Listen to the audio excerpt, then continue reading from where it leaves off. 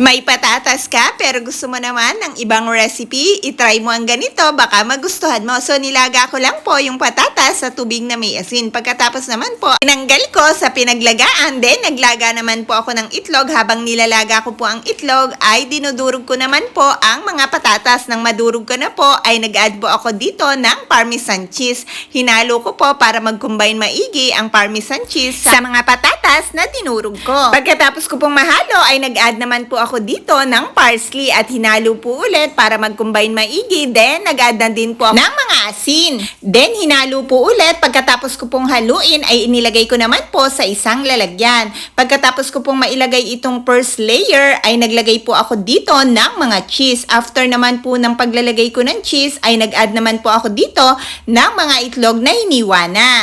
After ko pong malagay ang mga itlog, ay kinover ko po ulit ito ng mga patatas na dinurog ko kanina. Pagkatapos naman po niyan, ay inulit ko ang same procedure. Nilagyan ko lang po ulit ng cheese and then itlog. Pagkatapos ko pong mailagay ang mga itlog, ay mayroon po ako mozzarella cheese dito. Kaya nag-add na din po ako ng mozzarella cheese. Then, kinover ko lang po ulit ng mga patatas na dinurog ko. Pagkatapos po na malagyan ko ang ibabaw ng mga patatas, ay eto na po siya. At ngayon naman po ay ito po ay aking nilagyan ng breadcrumbs sa ibabaw.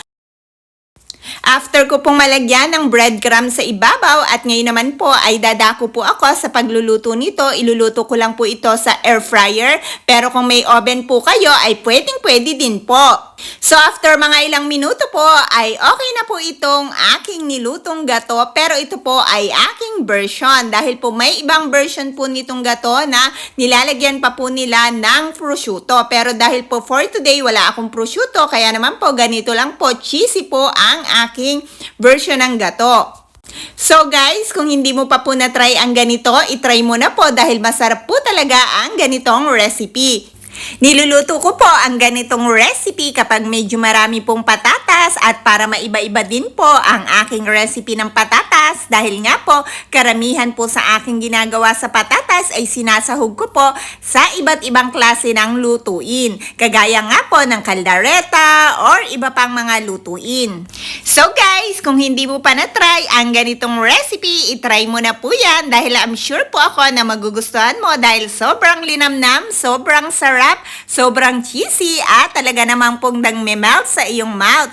Kaya naman po guys, ano pang hinihintay mo? Kung may patatas ka po dyan, ay gawin mo na po ang ganitong recipe. Sigurado po akong magugustuhan mo dahil sobrang linamnam, sobrang sarap at sobrang melted. Para maiba-iba din po ang iyong recipe ng patatas at bukod po dyan, pwede mo rin po yung gawing pang negosyo dahil po dito sa lugar ko, binibenta po talaga ang ganito. At siniserve din po nila yan sa mga restaurant. Kaya naman po guys, pwede pa itong pang negosyo.